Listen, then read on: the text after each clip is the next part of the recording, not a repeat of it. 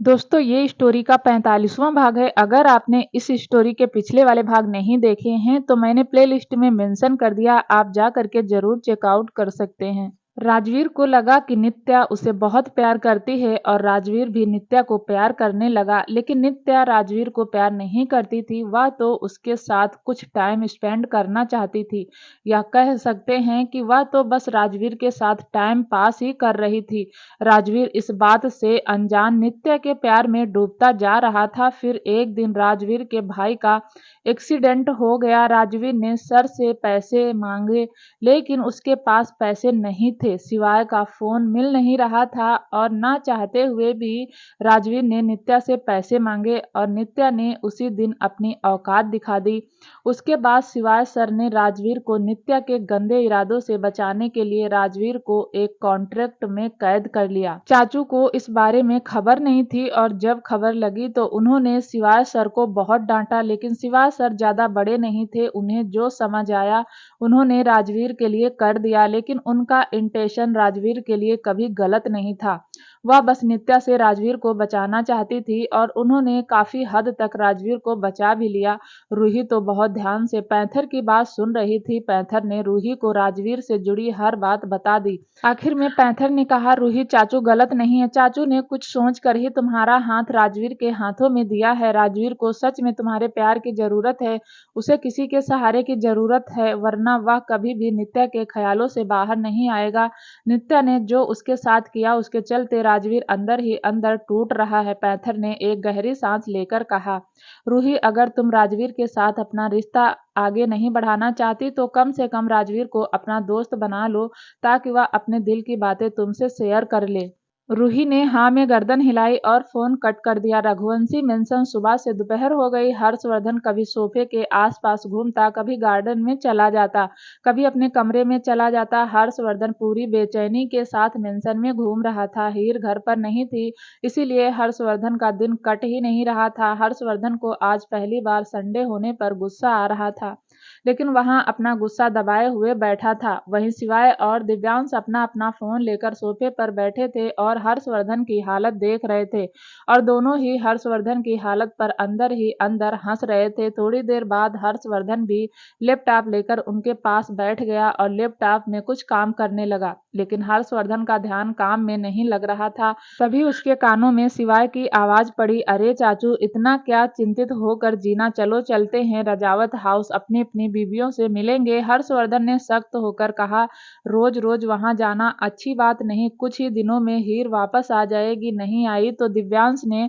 हर्षवर्धन की बातों का जवाब देते हुए कहा। हर्षवर्धन ने दिव्यांश को हल्के गुस्से में देखा और बोला, अपने काम पर ध्यान दो। हर्षवर्धन फिर से लैपटॉप पर काम करने लगा, लेकिन उसका ध्यान तो हीर में पड़ा हुआ था। दिव्यांश ने अपने फोन से सिवाय को मैसेज करके कहा, बेचैन रहेंगे लेकिन रजावत हाउस नहीं जाएंगे, हद है इनकी भी। सिवाय ने भी दिव्यांश को मैसेज भेजकर कहा, अरे हद निकलेगी, इनकी रात होने दे, खुद तो जाएंगे, हमें भी लेकर जाएंगे। इनके अंदर का आशिक अभी चुपचाप बैठा है, जब बाहर आएगा तो सीधा रजावत हाउस जाकर रुकेगा। वहीं दूसरी तरफ आज संडे था, जो विराज भी वीरा को लेकर एक रेस्टोरेंट में लंच कर रहा था। वीरा और विराज अक्सर मिलते थे, लेकिन विराज वीरा के दिल की बात समझता नहीं था। वह तो बस एक दोस्त के नाते वीरा से मिलता था। दोनों ही लंच कर रहे थे, तभी एक लड़की उनके पास आकर बैठ गई। उस लड़की को देखकर विराज ने हैरानी से कहा, तुम यहाँ क्या कर रही हो और किससे पूछ कर बैठी हो, जाओ यहाँ से। उस लड़की ने मासूम सा चेहरा बनाकर कहा, विराज ऐसा मत कहो, मैं बहक गई थी, लेकिन अब मुझे समझ आया कि मैं तुम्हारे बिना नहीं रह सकती। मेरे प्यार को मत ठुकराओ, मैं आज भी तुमसे प्यार करती हूँ। इस पर विराज ने दांत पीसते हुए कहा, रवीना जब मुझे तुम्हारी सबसे ज्यादा जरूरत थी तो मुझे छोड़कर चली गई थी, और अब जब मैं ठीक हो गया हूँ तो तुम वापस आ गई। इससे पहले कि मेरा दिमाग गर्म हो जाए, चली जाओ यहाँ से, वरना तुम्हारे लिए अच्छा नहीं होगा। वीरा तो विराज और रवीना को देख रही थी। उसे तो कुछ समझ ही नहीं आया कि आखिर वह लड़की है कौन और विराज के पास आकर कैसे बैठ गई। लेकिन जैसे ही विराज ने रवीना का नाम लिया, वीरा को याद आ गया कि विराज पहले रवीना से प्यार करता था। उस लड़की को वीरा ने देखा और कहा, वीरा आप ही समझाइए ना अपने दोस्त को, मैं आज भी इसे उतना ही प्यार करती हूँ जितना पहले करती थी।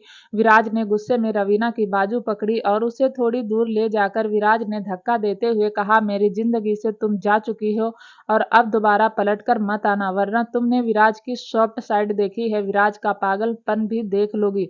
अब निकलो यहाँ से। रवीना मुंह लटकाकर चली गई, लेकिन जब अपनी गाड़ी के पास पहुंची तो रवीना एक डेविल स्माइल के साथ बोली, तुम्हें तो मैं अपना बना कर रहूंगी। आखिर तुम रघुवंशी फैमिली के बेटे जो हो, और कौन लड़की नहीं चाहेगी रघुवंशी फैमिली की बहू बनना। आज तो मैंने पहली बार ट्राई किया है, 2-4 बार तुम्हारे सामने आऊंगी तो तुम पिघल ही जाओगे। वहीं विराज आकर फिर से वीरा के साथ लंच करने लगा। विराज ऐसे बिहेव कर रहा था जैसे कुछ हुआ ही ना हो, जबकि वीरा के दिल में एक अजीब सी घबराहट पैदा हो गई। जबकि वीरा जानती थी कि उसका और विराज का कोई फ्यूचर नहीं, फिर भी उसे रवीना से इनसिक्योरिटी फील हो रही थी, लेकिन उसने अपने चेहरे पर आने नहीं दिया। अचानक ही वीरा के कानों में विराज की आवाज पड़ी, वीरा लंच कर लो। उसे क्या देख रही हो, चली गई वह। वीरा फिर से लंच करने लगी। लंच करने के बाद भी विराज ने भी वीरा को उसके फ्लैट में ड्रॉप कर दिया। वीरा और विराज अक्सर मिलते थे। जहां वीरा विराज से वन साइड लव करती थी, वहीं विराज बस वीरा का एहसान मानता था, क्योंकि वह आज अपने पैरों पर वीरा की वजह से खड़ा हुआ था। इसलिए वह हमेशा वीरा को कंफर्ट जोन प्रोवाइड करता था, उसकी हर तरफ से हेल्प करता था और उसकी पढ़ाई में भी उसकी हेल्प करता था। वहीं दूसरी तरफ रघुवंशी महल में अब रात हो गई थी। हर्षवर्धन अभी गार्डन में बैठा हुआ था और जैसे तैसे अपना टाइम पास कर रहा था, लेकिन अब रात होने के बाद उसे हीर के बिना एक एक मिनट काटना भारी हो रहा था। तभी एक सर्वेंट आकर बोला, सर आज डिनर में क्या बनाऊं? हर्षवर्धन ने बिना सोचे समझे कहा, हीर से जाकर पूछो, या उसका काम है। सर्वेंट ने फिर कहा, सर मैडम घर पर नहीं है। या सुनते ही हर्षवर्धन ने अपनी आंखें बंद कर ली और फिर उदासी भरे लहजे में कहा, मुझे कुछ नहीं खाना, जाकर शिवाय और दिव्यांश से पूछ लो। तभी गार्डन में शिवाय और दिव्यांश भी आ गए और उसने सर्वेंट को जाने के लिए कहा। सर्वेंट सर झुकाकर चला गया। शिवाय हर्षवर्धन के पास बैठ गया और उनके कंधे पर हाथ रखकर बोला, अरे चाचू, कभी तो हमारे पहले वाले चाचू बन जाया करो। आप तो सच में इस घर के हेड बनकर रह गए। दिव्यांश भी हर्षवर्धन के पास बैठा उसकी थाई पर सिर रख लिया और अपने लंबे पैर उस दूसरी चेयर पर फैलाते हुए कहा, चाचू सही तो कह रहा है। सिवाय आप तो सच में हमसे दूर हो गए। हमारे पहले वाले चाचू नहीं रहे। पहले हमारे साथ बाइक रेस करते थे, आउटिंग पर जाते थे, कभी कभी वीडियो गेम भी खेलते थे, बॉक्सिंग प्रैक्टिस भी करते थे, और अब देखो जैसे आपने इस घर की जिम्मेदारी में खुद को डुबा लिया। हर्षवर्धन ने गहरी सांस लेकर कहा, तुम दोनों मेरी तारीफ करके अपना उल्लू सीधा मत करो। रजावत हाउस कोई नहीं जाएगा, समझे? शिवाय ने फिर कहा, अरे चाचू चलते हैं ना। इस पर हर्षवर्धन ने सख्ती से कहा, वाह तुम पागल हो क्या? क्या सोचेंगे रजावत साहब हमारे बारे में कि मुंह उठाते हैं और आ जाते हैं? दिव्यांश बोला, चाचू या मुंह उठाकर थोड़ी जाते हैं, पूरा उठ कर जाते हैं, हाथ पैर भी साथ ही लेकर जाते हैं। हर्षवर्धन ने दिव्यांश को थप्पड़ दिखाते हुए कहा, मेरी थाई पर सिर रखा हुआ है और फिर भी इतना बोल रहा है, चाटा खाना है? दिव्यांश ने ना में गर्दन हिलाते हुए कहा, आपका कुछ नहीं होगा चाचू। शिवाय ने हर्षवर्धन को मनाते हुए कहा, अरे चाचू चलो ना, साहब को कुछ पता नहीं चलेगा, चुपके से जाएंगे, जैसे कल आप गए थे। ससुर जी को थोड़ा ना पता है कि आप आए थे। यह सुनकर हर्षवर्धन की आंखें फैल गई। हर्षवर्धन ने हैरानी से कहा, तुम दोनों क्या खाकर पैदा हुए हो? दिव्यांश ने हल्का सा मुस्कुराकर कहा, पता नहीं, मम्मी ने कभी बताया नहीं और मैंने कभी पूछा नहीं। यह सुनकर हर्षवर्धन के चेहरे पर हल्की सी मुस्कान आ गई, जिसका साफ मतलब था कि वह अब उन दोनों के बातों में आ गया है। अगले ही पल तीनों रजावत हाउस के घर के बाहर थे। सिवाय बोनट पर बैठा हुआ था। सिवाय ने कहा, अब क्या सिर्फ घर को निहारने का इरादा है, अंदर नहीं जाओगे? हर्षवर्धन ने कहा, ऐसे चोरी से जाना कोई अच्छा लगता है? दिव्यांश बोला, अरे चाचू, चोरी से मिलने का मजा ही कुछ और है। हर्षवर्धन ने दिव्यांश को हैरानी से देखकर कहा, या सिवाय की संगत का असर है, या अपने बच्चे से प्यार का असर जो तू अब इतने पंच मारने लगा है, मोहब्बत का असर है? चाचू मुझसे पूछो, सिवाय ने दिव्यांश के मजे लेते हुए कहा। शिवाय की बात सुनकर दिव्यांश हल्का सा शर्मा गया और उसने अपने बालों में हाथ मार लिया। हर्षवर्धन कुछ देर तक फिर से रजावत हाउस को निहारता रहा और बोला, मुझे लग रहा है मैंने तुम दोनों की बात मानकर गलती कर दी। अब हम गलती से पकड़े गए तो रजावत साहब हमारे बारे में क्या सोचेंगे? शिवाय ने फिर से हर्षवर्धन के कंधे पर हाथ मार कर कहा, अरे चाचू, आप सोचते बहुत हैं। अरे ससुर जी खुद घायल आशिक हैं, वह हमारे बारे में क्या सोचेंगे? आपने नहीं देखा वह मंजर जब उन्होंने सासू माँ को गोद में उठाया था? ऐसा लग रहा था जैसे उन्होंने अपनी दुनिया को अपने सीने में समेट लिया हो। हालत समझेंगे, हर्षवर्धन ने फिर कहा। सिवाय दिव्यांश रहने देते हैं, अगर पकड़े गए तो रजावत साहब के सामने बेइज्जती हो जाएगी। क्या सोचेंगे वह हमारे बारे में कि रघुवंशी फैमिली के लड़के ऐसे चोरी चोरी मिलने आते हैं। उसने कहा तो फिर सामने से चलते हैं। सिवाय बोनट से उतर कर बोला, चाचू को कंफ्यूज मत कर, अब तो चोरी से ही जाएंगे। तीनों ने डिसाइड कर लिया और तीनों ही रजावत हाउस की दीवार कूद कर गार्डन में आ गए। हर्षवर्धन खड़ा रहा और दिव्यांश तो बेल पकड़कर चढ़ भी गया। हर्षवर्धन तो हैरानी से दिव्यांश को देख रहा था। सिवाय पीछे से आकर बोला, चाचू ऐसे मत देखो, वह ना जाने कितनी बार ऐसे ही चढ़कर दृष्टि भाभी से मिलने गया है। हर्षवर्धन भी हैरानी से कहा, अगर कोई हमें यहाँ देख लेगा तो कोई नहीं कहेगा कि हम रघुवंशी खानदान के बेटे हैं, बल्कि सोचेगा कोई चोर उचक्के हैं। सिवाय ने कमेंट पास करते हुए कहा, चाचू आपकी तो शक्ल भी कुछ कुछ वैसी ही है। यह सुनकर हर्षवर्धन ने घूर कर सिवाय को देखा और सिवाय ने अपना चेहरा इधर उधर करते हुए कहा, मैं भी जा रहा हूँ, आप भी चले जाओ चाची के पास। फिर सिवाय भी बेल पकड़कर बालकनी में चला गया। हर्षवर्धन के पास ऑप्शन नहीं था, वह भी बेल पकड़कर बालकनी में आ गया। हर्षवर्धन जब हीर के कमरे में पहुंचा तो हीर सो रही थी। सिवाय ने आर्या को गोद में उठाया हुआ था। हर्षवर्धन ने सिवाय को देखा तो सिवाय ने कहा, ऐसे क्या देख रहे हैं, मैं इसे लेकर जाऊंगा, तभी तो आप चाची के साथ रोमांस कर पाएंगे। इतना कहकर सिवाय आर्या को गोद में लेकर चला गया। हर्षवर्धन ने देखा हीर पीहू को खुद से चिपकाकर सो रही है। हीर पीहू को ऐसे देखकर हर्षवर्धन के चेहरे पर एक मुस्कान आ गई। पूरे दिन से उसे अब जाकर सुकून मिला, उसकी आंखों को अब जाकर ठंडक मिली जब उसने अपनी दोनों राजकुमारी को देख लिया। हर्षवर्धन भी जाकर हीर के पास ही लेट गया। उसने पीहू को उठाकर अपने ऊपर लेटा लिया। पीहू जैसे ही हीर से दूर हुई, हीर की आंखें खुल गई। हीर ने अपने सामने हर्षवर्धन को देखा तो झटके से बैठकर बोली, आप फिर। हर्षवर्धन ने लेटे हुए ही हीर की तरफ अपना एक हाथ बढ़ाया और उसे अपने नजदीक लेटने के लिए कहा। हीर भी हर्षवर्धन के कंधे पर सिर रख कर लेट गई। हर्षवर्धन एक हाथ से हीर का सिर सहला रहा था और दूसरे हाथ से पीहू का। कुछ देर तक दोनों ऐसे ही खामोश लेटे रहे। हर्षवर्धन ने फिर कहा, ओ जी, तुम्हारे बिना मेंशन खाने को दौड़ रहा था, पूरा दिन काटना मुश्किल हो गया। हर्षवर्धन की बात सुनकर हीर के चेहरे पर हल्की सी मुस्कान आ गई और उसने हल्का सा गर्दन उठाकर हर्षवर्धन के गाल पर किस कर दिया और फिर हर्षवर्धन को टाइट पकड़कर आंखें बंद कर ली। वहीं दूसरी तरफ दिव्यांश भी अपने बच्चे को देख रहा था। दृष्टि सो रही थी। दिव्यांश के आने की खबर उसे नहीं थी, लेकिन देव अपनी छोटी छोटी आंखों को खोलकर दिव्यांश को देख रहा था। पर दिव्यांश अपने बेटे को देखकर मुस्कुरा रहा था। दिव्यांश ने अपनी एक उंगली अपने बेटे की मुट्ठी में डाली और उस देव ने दिव्यांश की उंगली अपनी मुट्ठी में दबा ली।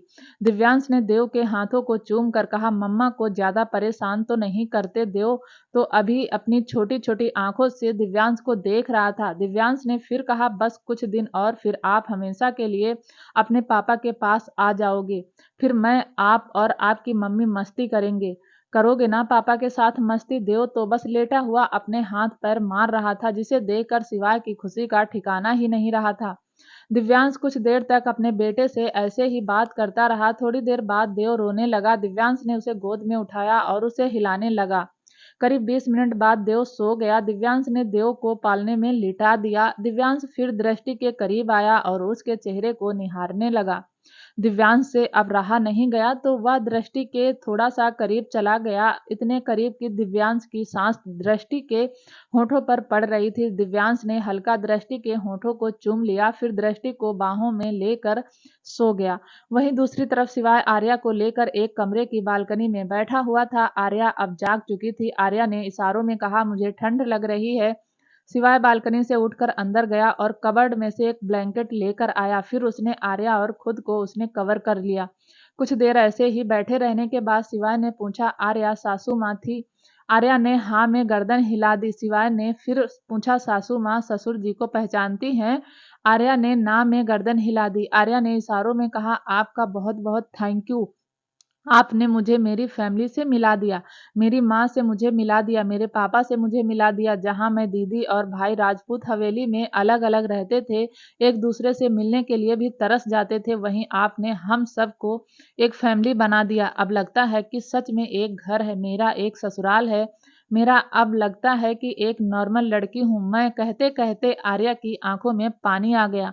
शिवाय ने आर्या के हाथों को पकड़कर उसकी हथेली पर चूमकर कहा, अच्छा अब चुप हो जाओ, मैंने कुछ नहीं किया। आर्या ने फिर भी अपने हाथ शिवाय के हाथों से छुड़वाकर फिर इशारों में कहा, मैं सच कह रही हूँ, पहले लगता था आपकी गुलाम बनकर रह जाऊंगी, आपकी सारी बात मानती थी क्योंकि मुझे लगता था आप सौर्य भैया को नुकसान पहुंचा देंगे।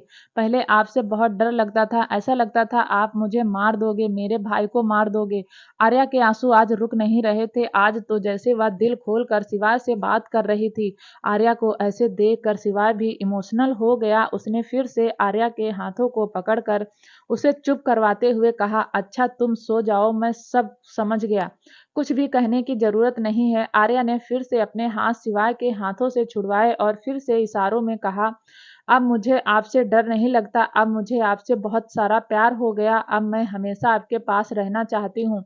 आप पास होते तो मुझे बहुत अच्छा लगता है। पहले मैं आपके लायक नहीं थी, लेकिन आपने मुझे अपने लायक बना दिया।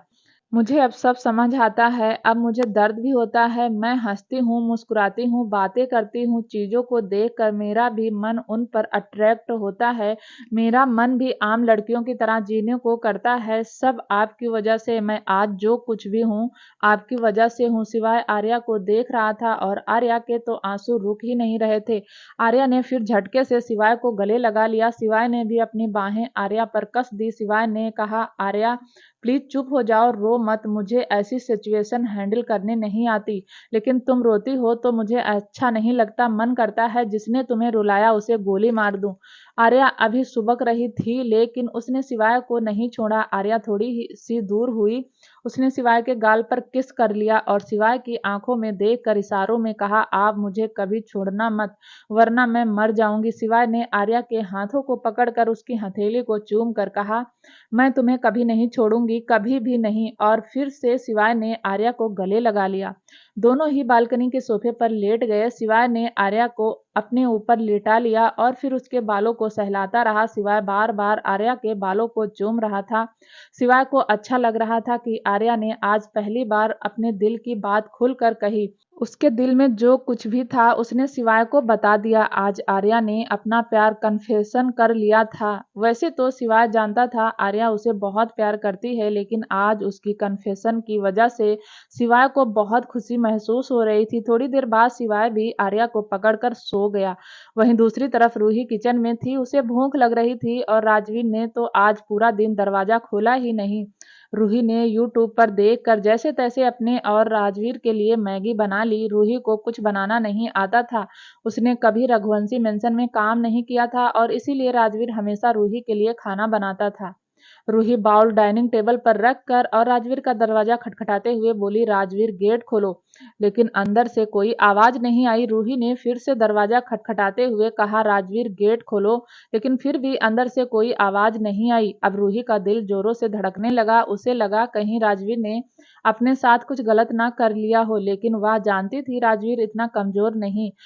रूही परेशान हो गई। रूही लगातार दरवाजा बजाती रही, लेकिन राजवीर ने दरवाजा नहीं खोला। रूही ने राजवीर के दरवाजे का हैंडल घुमाया तो गेट खुल गया। गेट खुलते ही रूही ने सिर पर हाथ मारकर कहा, दरवाजा तो खुला हुआ था, मैं बेकार में ही नॉक किए जा रही थी।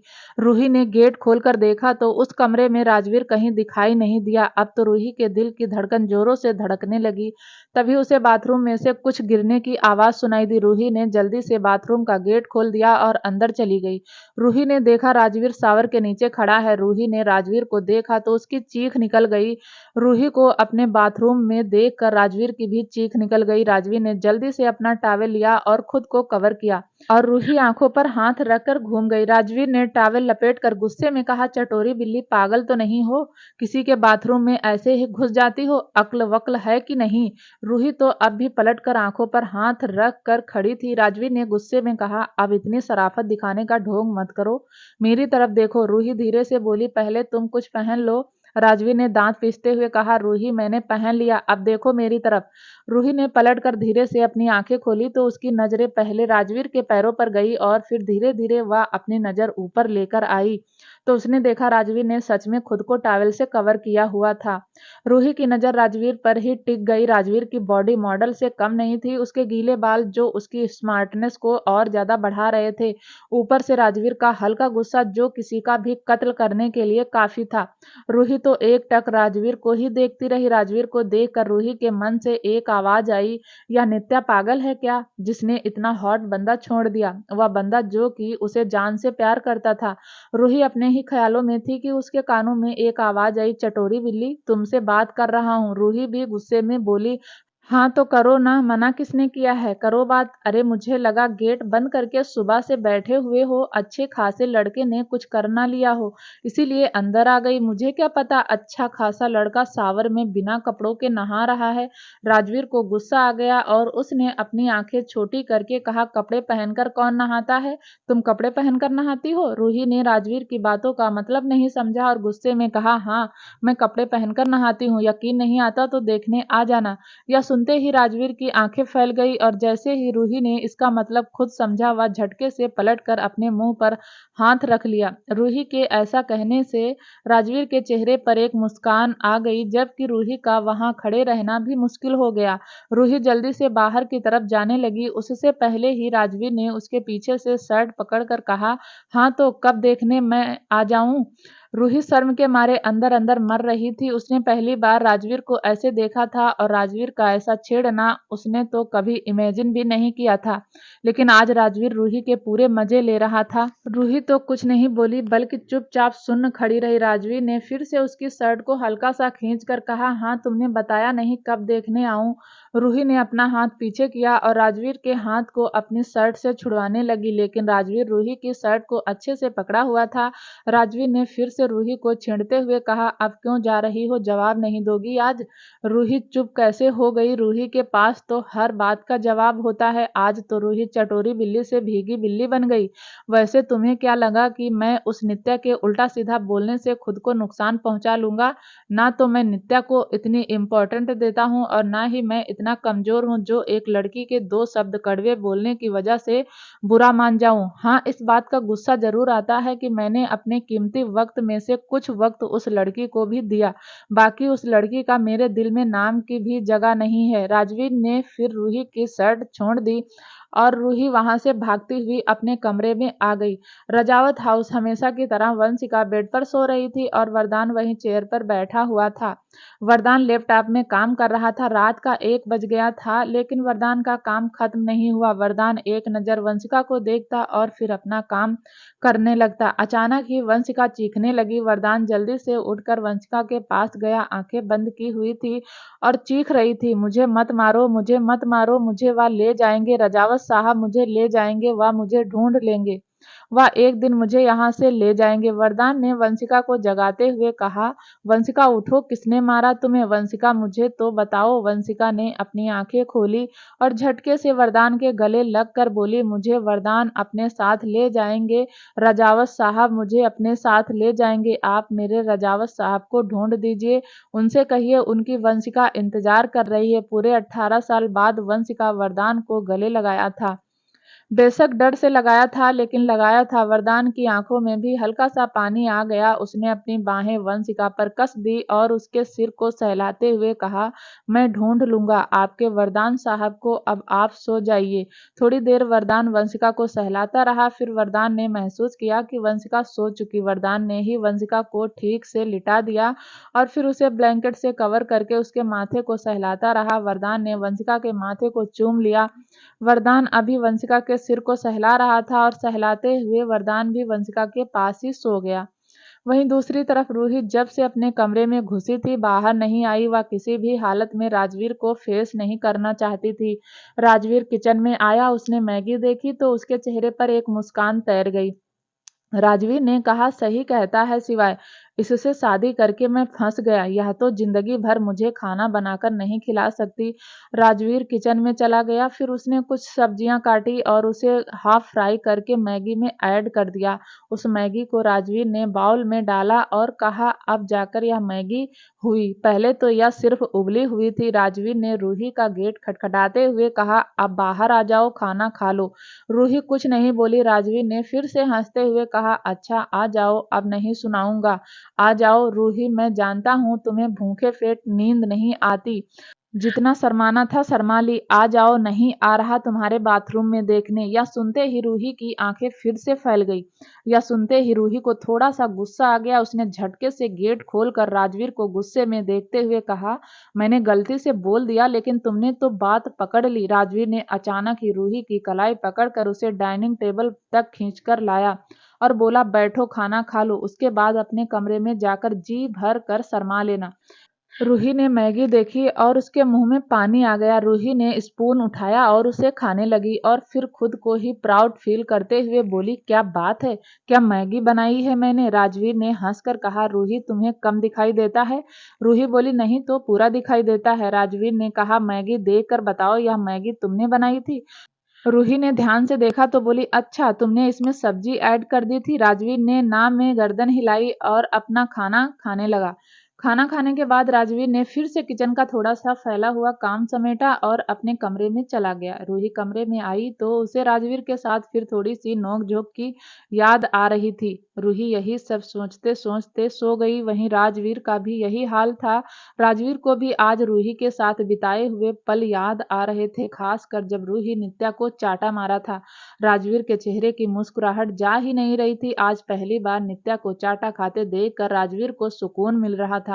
राजवीर भी रूही के बारे में सोचता सोचता सो गया। नेक्स्ट मॉर्निंग सिवाय की जब आंख खुली तो उसने अपने ऊपर आर्या को सोते हुए देखा। कल आर्या रोते रोते सिवाय के ऊपर ही सो गई थी। सिवाय ने आर्या को सोफे के साइड में लेटाया और खुद उठ गया। फिर आर्या को गोद में उठाकर बेड पर ले आया। सिवाय ने फिर आर्या को ब्लैंकेट से कवर किया, फिर वॉशरूम चला गया। थोड़ी देर बाद सिवाय आया। उसने आर्या के माथे पर किस करके कहा, जा रहा हूँ, तुम्हारी नींद नहीं खराब करना चाहता। सिवाय चुपचाप कमरे से निकला तो उसने देखा दिव्यांश भी चुपचाप दृष्टि के कमरे से निकल रहा था। दोनों के हाथ में अपने अपने जूते थे और दोनों ही दबे पांव वहां से निकलने की कोशिश कर रहे थे। वह दोनों चुपचाप हॉल तक ही आए थे कि सौर्य ने पीछे से आवाज लगाकर कहा, तुम दोनों ही आए हो। सौर्य की आवाज सुनकर दोनों ने ही आंखें बंद कर ली। सिवाय ने दिव्यांश को देखकर मन ही मन कहा, अब हमें यह छेड़े बिना मानेगा नहीं। दिव्यांश ने भी हल्का सा मुस्कुराकर सिवाय को देखा और मन ही मन कहा, इसका हक बनता है, छेड़ लेने दो। इतने में सौर्य ने फिर कहा, दोनों ऐसे पलटकर क्या खड़े हो, जरा अपना चांद सा मुखड़ा मुझे भी दिखाइए, मैं भी तो देखूं मेरे दोनों आशिक जीजा जी कैसे दिखते हैं। सिवाय और दिव्यांश ने दोनों ही पलट गए। दिव्यांश अपने सिर पर हल्का सा नजर झुकाकर खुजली करने लगा, जबकि सिवाय उसने अपने जूते को अच्छे से अपने सीने पर रख लगा लिए। सौर्य उनके नजदीक आया और उनके आसपास चक्कर लगाता हुआ बोला, तो तुम दोनों अकेले आए थे।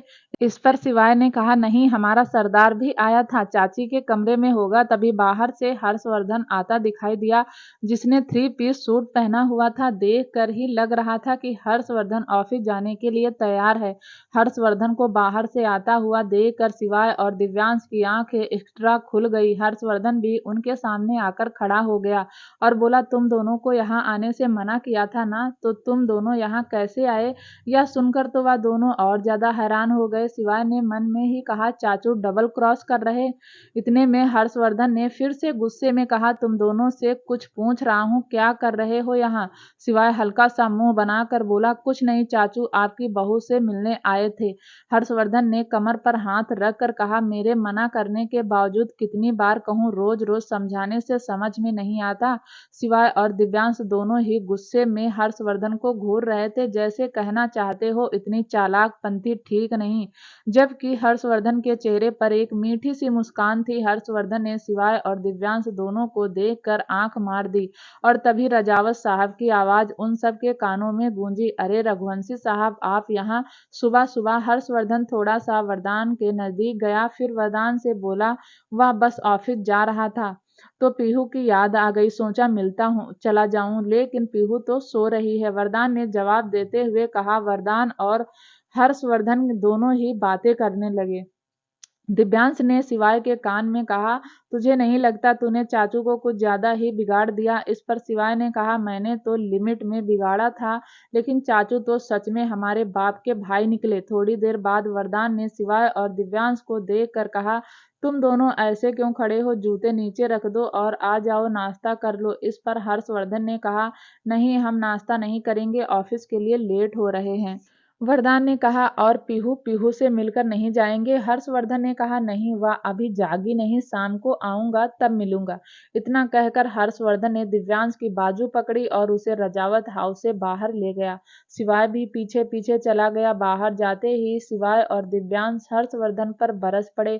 क्या बात है चाचू, आपकी तो दाद देनी पड़ेगी। इतनी नौटंकी हम लेकर आए आपको, आपको चाची से मिलवाया, और आपने हमें ही डबल क्रॉस कर दिया। हर्षवर्धन ने हंसते हुए कहा, मैंने तो पहले ही कहा था किसी के घर चोरी से नहीं जाते, लेकिन तुम दोनों ने मेरी बात नहीं मानी। अब चुपचाप ऑफिस चलो। हर्षवर्धन ने दोनों को गाड़ी में बैठाया और खुद ड्राइविंग सीट पर बैठ गया। दोनों मुंह फुलाकर बैठे हुए थे और हर्षवर्धन के चेहरे की मुस्कुराहट जा ही नहीं रही थी। थोड़ी देर बाद हर्षवर्धन ने गाड़ी रघुवंशी इंडस्ट्रीज के बाहर रोकी। हर्षवर्धन जैसे ही उतरने को हुआ, शिवाय ने इरिटेट होकर कहा, खुद तो चले गए और हमारे सिर पर तांडव करने के लिए छोड़ गए। हर्षवर्धन ने जैसे ही शिवाय के मुंह से यह शब्द सुना, उसके चेहरे पर एक मुस्कुराहट आ गई। उसने पीछे पलटकर हल्का सा शिवाय के सिर पर मार कर कहा, सोच कर बोल, मैं तेरा चाचू हूँ। इतना बोलकर हर्षवर्धन गाड़ी से उतर गया।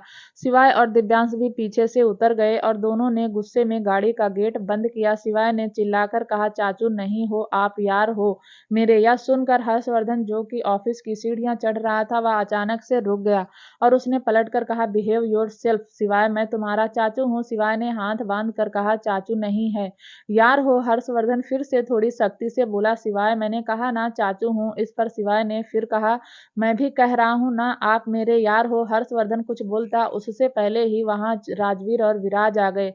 राजवी ने हंसकर कहा, हाँ, लगता है चाचा भतीजे फिर से सेम टॉपिक पर लड़ने लगे। इस पर हर्षवर्धन ने तो कुछ नहीं कहा, लेकिन शिवाय ने हल्के गुस्से में कहा, सीनियर, या मेरे चाचू है ना, या मेरे पहले यार थे। जब मम्मी पापा जिंदा थे ना, तब चाचू हमारे साथ बहुत वक्त बिताते थे, लेकिन उस एक्सीडेंट ने तो जैसे सब कुछ बदल दिया। चाचू ने तो अपने कंधों पर जरूरत से ज्यादा ही जिम्मेदारी ले ली और हमसे दूर होते चले गए। मैं अपने चाचू को मिस करता हूँ, लेकिन मेरे चाचू मुझे मिस नहीं करते हैं। राजवीर, मुझे मेरे पहले वाले चाचू चाहिए। या वाले चाचू तो बात बात पर थप्पड़ दिखाते हैं। पहले वाले चाचू मम्मी पापा से हमें बचा लेते थे, लेकिन या वाले चाचू उल्टा, या तो मम्मी पापा से भी ज्यादा गुस्सा करते हैं, या कभी पहले जैसे नहीं है। मम्मी पापा भी चले गए और चाचू ने मम्मी पापा की जगह ले ली। मुझे कुछ नहीं पता मेरे चाचू मुझे वापस कब मिलेंगे। शिवाय इमोशनल होकर वहां से चला गया, लेकिन हर्षवर्धन तो वहीं खड़ा रहा। एक शिवाय की बातें सुनकर उसे अपने कानों पर यकीन नहीं था कि शिवाय अंदर से इतना टूटा हुआ है। शिवाय तो हमेशा हंसता रहता था, हंसाता रहता था, मजाक करता था, लेकिन आज शिवाय को ऐसे देखकर कहीं ना कहीं हर्षवर्धन का दिल भर आया। तभी दिव्यांश ने हर्षवर्धन के कंधे पर हाथ मार कर कहा, चाचू चलो ना अंदर, माफ कर दीजिए उसे। आप तो जानते हैं वह कैसा है, उसका मूड ठीक नहीं है, इसलिए बस वह इतना सब बोल गया। शिवाय ने सच तो कहा था, हर्षवर्धन ने जरूरत से ज्यादा जिम्मेदारी अपने ऊपर ले ली थी। हर्षवर्धन ने भी हंसना मुस्कुराना छोड़ दिया था, अपने भतीजे के साथ मस्ती करना छोड़ दिया था। अगर हीर हर्षवर्धन की जिंदगी में नहीं आती, तब तो हर्षवर्धन शिवाय और दिव्यांश से बहुत दूर निकल जाता, लेकिन किस्मत ने ऐसा होने नहीं दिया। हर्षवर्धन ज्यादा दूर जाता, उससे पहले ही उसकी जिंदगी में हीर आ गई। दिव्यांश ने हर्षवर्धन की बाजू पकड़ ली और कमरे के अंदर ले आया। कुछ देर बाद हर्षवर्धन, शिवाय, दिव्यांश, विराज, राजवीर सब एक साथ कॉन्फ्रेंस रूम में मीटिंग अटेंड कर रहे थे। हर्षवर्धन का ध्यान शिवाय पर था, जिसका चेहरा अब भी उतरा हुआ था। कहीं ना कहीं हर्षवर्धन भी शिवाय को ऐसे देखकर अंदर ही अंदर दुखी था। करीब 2 घंटे बाद मीटिंग खत्म करने के बाद सब कॉन्फ्रेंस रूम से बाहर आ गए। रात के वक्त सब ऑफिस से निकलकर मेंशन हर्षवर्धन की तरफ जाने लगे तो हर्षवर्धन ने शिवाय के कंधे पर हाथ मार कर कहा, चल शिवाय, आज पार्टी करते हैं, तुम्हारी चाची भी घर पर नहीं है। यह सुनकर शिवाय ने हर्षवर्धन का हाथ हटाकर कहा, चाचू प्लीज, मुझे कोई पार्टी नहीं करनी। इतना कहकर शिवाय गाड़ी में बैठ गया। दिव्यांश ने हर्षवर्धन की तरफ देखकर पलकें झपकाई, जैसे कहना चाहता हो, चाचू आप फिक्र मत कीजिए, मैं इसे मना लूंगा। हर्षवर्धन भी दिव्यांश की बात मानकर गाड़ी में बैठ गया। दिव्यांश शिवाय की गाड़ी में बैठा। दिव्यांश ने ड्राइवर को क्लब जाने के लिए कह दिया। इस बार शिवाय ने कहा, दिव्यांश मैं कहीं नहीं जा रहा, मेरा मूड सच में बहुत खराब है। इस पर दिव्यांश ने कहा, हाँ तो मैं तेरा मूड ठीक करने ही तो जा रहे हैं। सही तो कहा चाचू ने, चाची घर पर नहीं है, ऐसा अच्छा मौका हमें कहाँ मिलेगा।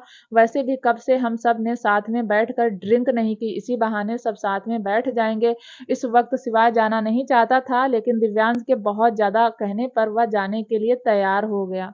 थोड़ी देर बाद एक क्लब के सामने धड़ाधड़ 4 गाड़ी आकर रुकी। उसमें से रघुवंशी ब्रदर्स बाहर निकले। हर्षवर्धन, शिवाय और सबको वहां एक साथ देखने के कारण वहां खड़े लोगों की आंखें खुल गई। वहां किसी को अपनी आंखों पर यकीन नहीं था कि उनके सामने रघुवंशी ब्रदर्स खड़े हैं। रघुवंशी ब्रदर्स का ऑरा भी कुछ ऐसा था। हर्षवर्धन ने वहां खड़े लोगों को एक बार देखकर कहा, आज से पहले हम लोगों को देखा नहीं है। तभी वहां क्लब का मैनेजर बाहर निकला। मैनेजर ने हर्षवर्धन को खुद रिसीव किया और उसने हर्षवर्धन को देखकर कहा, मिस्टर रघुवंशी आप सब एक साथ आइए आइए, काफी दिनों बाद आए हैं। इस पर हर्षवर्धन ने कहा, तभी यह लोग हमें ऐसे घूर रहे हैं। क्लब के मैनेजर ने कहा, रघुवंशी सर आप बुरा मत मानिए, लेकिन आप सब आज काफी दिनों बाद यहाँ आए हैं, इसीलिए यह लोग हैरान है। चलिए इन लोगों की नजरों पर ध्यान मत दीजिए। क्लब का मैनेजर हर्षवर्धन और उसके भतीजे को इज्जत के साथ अंदर ले आया। राजवीर और पैंथर भी उनके साथ ही थे। राजवीर तो आना नहीं चाहता था क्योंकि रूही घर पर अकेली थी, लेकिन दिव्यांश के बहुत ज्यादा कहने पर राजवीर भी उनके साथ क्लब आ गया। मैनेजर हर्षवर्धन और उसके भतीजे को लेकर एक हॉल में आ गया, जहां उनके लिए अलग से सिटिंग अरेंजमेंट किया हुआ था। हर्षवर्धन ने शिवाय की बाजू पकड़कर चेयर पर बैठाते हुए कहा, तू ऐसे मुंह फुलाकर रखता है तो अच्छा नहीं लगता। अब चुपचाप बैठे, यहाँ अपने पुराने वाले चाचू से नाराज है ना, तो बैठ जाओ। शिवाय बैठ गया और उसी के आसपास भी दिव्यांश, राजवीर सब बैठ गए। थोड़ी देर में 2 वेटर वहां आए और उन सबको ड्रिंक सर्व करने लगे। हर्षवर्धन ने वेटर को देखकर कहा, तुम लोग जाओ और अब हमें डिस्टर्ब मत करना।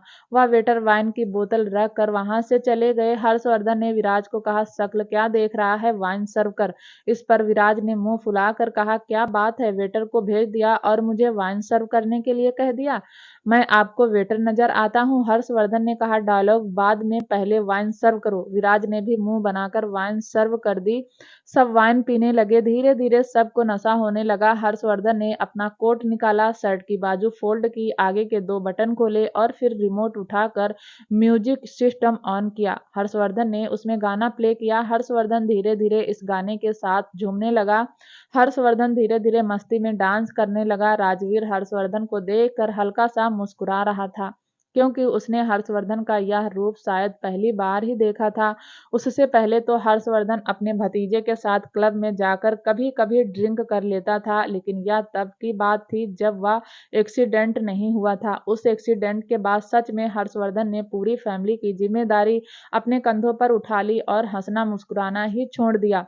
फिर धीरे धीरे हर्षवर्धन की जिंदगी में हीर आ गई। उसके साथ हर्षवर्धन सुकून के पल जी रहा था। और आज जब शिवाय ने हर्षवर्धन को हल्का सा गुस्सा किया तो हर्षवर्धन फिर से अपने पहले वाले रूप में आ गया। हर्षवर्धन को डांस करता हुआ देख विराज तो रुका ही नहीं। विराज और पैंथर भी आकर हर्षवर्धन के साथ डांस करने लगे। हर्षवर्धन विराज और पैंथर को नशे में डांस करता हुआ देखकर अब तो शिवाय के चेहरे पर मुस्कुराहट आ गई। दिव्यांश ने शिवाय के कंधे पर हाथ मार कर कहा, अबे तेरी इस मुस्कुराहट के लिए ही तो चाचा अपनी फॉर्म में आए हैं। इस पर शिवाय ने कहा, यार सॉरी भी होता यहाँ तो मजा आ जाता। दिव्यांश ने कहा, भैया कोई बात नहीं, सॉरी को किसी और दिन अपने साथ ले आएंगे, अभी चलो डांस करते हैं। दिव्यांश ने शिवाय का हाथ पकड़कर उठा दिया और वह भी डांस करने लगे। अकेला राजवीर था जो बैठा हुआ मन ही मन मुस्कुरा रहा था, क्योंकि राजवीर डांस करना पसंद नहीं करता था, लेकिन आज तो सब डांस कर रहे थे तो राजवीर को कैसे बैठे रहने देते। थोड़ी देर बाद हर्षवर्धन ही राजवीर के पास आया और उसकी बाजू पकड़कर उठाते हुए बोला, चलो ज्यादा शर्माओ मत। बहुत ज्यादा बोलने पर राजवीर भी थोड़ा थोड़ा डांस करने लगा। रघुवंशी ब्रदर्स ने आज बहुत मस्ती की, बहुत सारा डांस किया, खासकर विराज ने। विराज के तो जब से पैर ठीक हुए थे उसने तो ड्रिंक को हाथ नहीं लगाया था, क्योंकि हीर के सामने कोई भी नजरों में नहीं गिरना चाहता था। इसीलिए किसी ने भी हर्षवर्धन की शादी के बाद मेंशन में ड्रिंक नहीं की थी। वहीं दूसरी तरफ शौर्य ऑफिस से घर आ रहा था। रास्ते में उसकी गाड़ी खराब हो गई। शौर्य ने देखा तो उसकी गाड़ी का टायर पंचर था।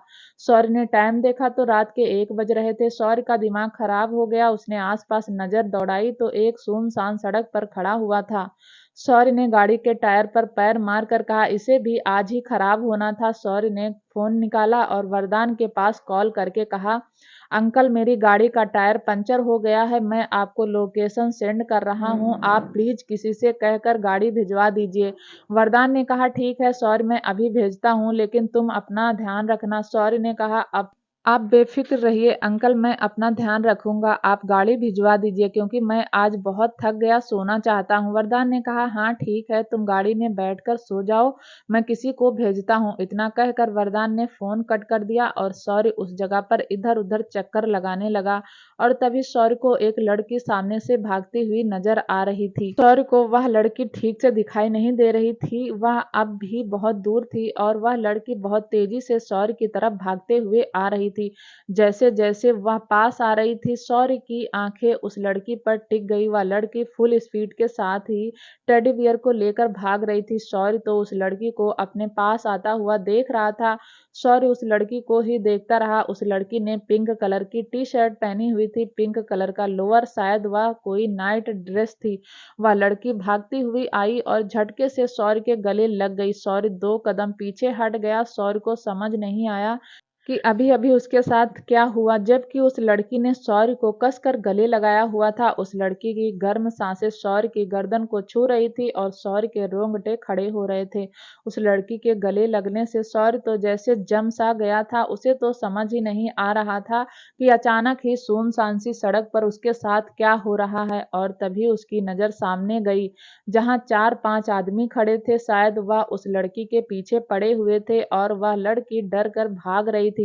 शौर्य की नजर उन आदमियों पर गई। अब तक वह लड़की भी शौर्य के पीछे आ गई, जैसे कहना चाहती हो, प्लीज मुझे इन सब से बचा लीजिए। शौर्य ने उन आदमियों को देखा तो उन आदमियों में से एक आदमी ने कहा, इस लड़की को हमारे हवाले कर दो, वरना शरीर की सारी हड्डियां तोड़ देंगे। या जो तेरी हीरो सी पर्सनालिटी है ना, इसे राजपाल यादव बना देंगे। तेरे लिए यही सही है कि तू उस लड़की को छोड़कर निकल यहाँ से, वरना हड्डियां चटकाने में हम मशहूर हैं। उन आदमियों की बात सुनकर शौर्य को सारा मामला समझ आ गया। शौर्य ने उस लड़की को खुद से थोड़ा सा दूर किया और उन आदमियों को देख कर कहा, तो चलो मेरी हड्डियां ही चटका दो, क्योंकि यह लड़की तो मैं तुम्हें देने वाला हूं नहीं।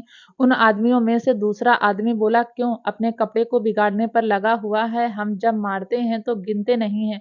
शौर्य फाइट के फॉर्म में आता हुआ बोला, मैं भी जब मारता हूं तब गिनता नहीं हूं। इतना कहकर शौर्य ने एक पंच एक आदमी के मुंह पर जड़ दिया और वह आदमी जमीन पर जाकर गिरा। यह देखकर वह तीनों आदमी हरकत में आए और वह शौर्य को मारने के लिए जैसे ही आगे बढ़े, शौर्य ने एक पहले आदमी के जबड़े पर मार दिया और दूसरे का गला पकड़ लिया और तीसरे के लोअर पार्ट पर अपना पैर मार दिया। तीनों ही अलग अलग जमीन पर गिरने वाले थे। वह चारों आदमी एक दूसरे को संभालते हुए शौर्य से 3-4 कदम पीछे हटकर आपस में बोले, चल चलते हैं, इसे बाद में देखते हैं। इस पर शौर्य ने अपनी बाजू होल्ड करते हुए कहा, अबे वह बिजनेस टाइफून हो, हमारी तरह से लफंडर नहीं जिसके पास दुनिया भर का टाइम हो। इतना टाइम नहीं मेरे पास, जो देखना है आज ही देखो, रोज रोज तुम्हारा इंतजार नहीं करूंगा। इतना कहकर शौर्य फिर से फाइटिंग मोड पर आ गया। उन आदमियों ने फिर से एक बार शौर्य को मारने की हिम्मत की। उसमें से एक आदमी आगे आया और उसने शौर्य की तरफ मुक्का बनाकर मारने की कोशिश की, लेकिन शौर्य ने उसका हाथ वहीं पकड़ लिया और फिर से उसका हाथ मरोड़ कर उसके मुंह पर एक पंच दे मारा। वह आदमी अपने 3 साथियों के ऊपर जाकर गिरा। उन आदमियों को समझ में आ गया कि शौर्य से लड़ना आसान नहीं है। शौर्य से तो सिवाय और दिव्यांश भी नहीं लड़ सकते थे, या तो फिर भी गली के टुच्चे मुच्चे गुंडे थे। वह आदमी वहां से भागते हुए बोले, तुझे तो हम बाद में देखेंगे। वह आदमी वहां से भाग गए। शौर्य ने पलट कर उस लड़की को देखा। वह लड़की डरी सहमी सी खड़ी थी। फिर शौर्य उस लड़की के पास जाकर बोला, क्या नाम है तुम्हारा? उस लड़की ने शौर्य की तरफ नहीं देखा। वह तो कंटिन्यू अपने टेडी बियर को पकड़कर जमीन में देख रही थी। शौर्य ने फिर पूछा, तुमसे बात कर रहा हूँ, क्या नाम है तुम्हारा? वह लड़की थोड़ी धीमी आवाज में बोली, सांझ। सांझ। वह बस एक ही शब्द बोल रही थी। उस लड़की के मुंह से बार बार यह सुनने से शौर्य के चेहरे पर हल्की सी मुस्कुराहट आ गई। फिर उसने दोबारा पूछा, तुम्हारा नाम सांझ है? उस लड़की ने अब भी शौर्य की तरफ नहीं देखा, बस जमीन में ही नजरें गड़ाए खड़ी रही। फिर उसने शौर्य की बात सुनकर हाँ में गर्दन हिला दी। शौर्य ने फिर कहा, अच्छा तुम्हारा घर कहाँ है? वह लड़की कुछ नहीं बोली। शौर्य उस लड़की के थोड़ा करीब गया तो वह लड़की डर के मारे 2 कदम पीछे हट गई। शौर्य ने कहा, देखो डरने की जरूरत नहीं है, तुम बताओ तुम्हारा घर कहाँ है, मैं तुम्हारे घर तुम्हें ड्रॉप कर दूंगा। पर उस लड़की ने अब भी कोई जवाब नहीं दिया। वह तो बस कंटिन्यू अपने टेडी बियर को कसकर पकड़े हुए खड़ी थी और उसकी नज़र जमीन में गड़ी जा रही थी। यह शौर्य ने नोटिस किया कि उस लड़की की उम्र 20 या 21 साल से ज्यादा नहीं थी। चेहरे पर काफी थकावट थी, लेकिन दिखने में काफी सुंदर थी। शौर्य को लगा जैसे उसने इस लड़की को पहले भी कहीं देखा है, लेकिन कहाँ देखा है शौर्य को याद नहीं था। शौर्य आगे कुछ पूछता उससे पहले ही वहां एक पागल खाने की वैन आकर रुकी। उस पागल खाने की वैन में से 2 औरतें सफेद साड़ी पहनकर उतरी और उतरते ही सीधा उस लड़की के बालों को पकड़ लिया और वैन की तरफ ले जाने लगी। लेकिन तभी उन्होंने महसूस किया कि वह लड़की उनसे खींची नहीं जा रही थी। उस लड़की ने शौर्य की कलाई को पकड़ा हुआ था। वह लड़की उन 2 औरतों के साथ जाना नहीं चाहती थी, लेकिन वह औरतें बड़ी बेरहमी से उस लड़की को खींच रही थी। उसमें से एक औरत ने शौर्य को देखकर कहा, ओए साहब छोड़ो इस लड़की को, यह लड़की पागल है। यह सुनकर कि वह लड़की पागल है, शौर्य को बहुत दुख हुआ। शौर्य ने अपना हाथ उस लड़की की कलाई से छुड़वाना चाहा, लेकिन उस लड़की ने शौर्य की कलाई नहीं छोड़ी। शौर्य ने अपनी ताकत का इस्तेमाल करते हुए उस लड़की का हाथ अपनी कलाई से हटा दिया। वह 2 औरतें उस लड़की को खींचते हुए अपने साथ ले गई। उन औरतों ने सांझ को गाड़ी में बैठाया। उन औरतों ने जैसे ही वैन का गेट बंद किया, शौर्य ने नोटिस किया कि उन चारों में से एक आदमी उस वैन का ड्राइवर है। शौर्य को समझते देर नहीं लगी कि उस लड़की को इन लोगों ने टैप किया हुआ है।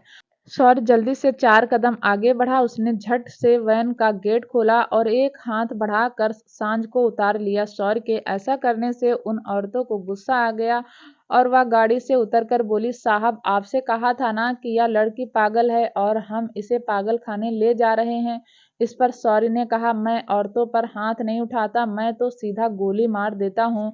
अगर तुम मेरे हाथों से मरना नहीं चाहती तो अब निकलो यहाँ से, वरना पुलिस को बुलाकर तुम्हें अरेस्ट करवा दूंगा। गुंडों के साथ मिलकर इस लड़की को किडनैप करने आई हो। शौर्य के मुंह से यह बात सुनकर वह औरतें हैरानी से शौर्य को देखने लगी। शौर्य ने सांझ को अपने पीछे किया और ड्राइवर की तरफ देखकर पॉइंट करके बोला, जैसे आया था वैसे ही चला जा, वरना इस बार नहीं छोड़ूंगा। वह ड्राइवर डर गया और वह औरतें भी जल्दी से गाड़ी में बैठ गईं और देखते ही देखते वहां से चली गए। शौर्य ने पलटकर सांझ को देखा, जो अब भी नम आंखों से अपने टेडी बियर को लेकर पकड़े खड़ी थी।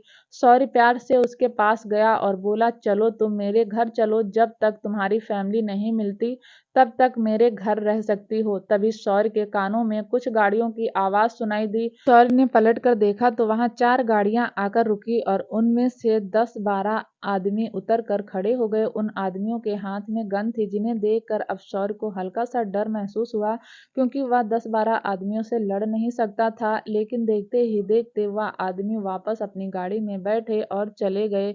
यह देखकर शौर्य और ज्यादा हैरान हो गया। वहीं दूसरी तरफ सांझ ने भी शौर्य को पीछे से गले लगा लिया।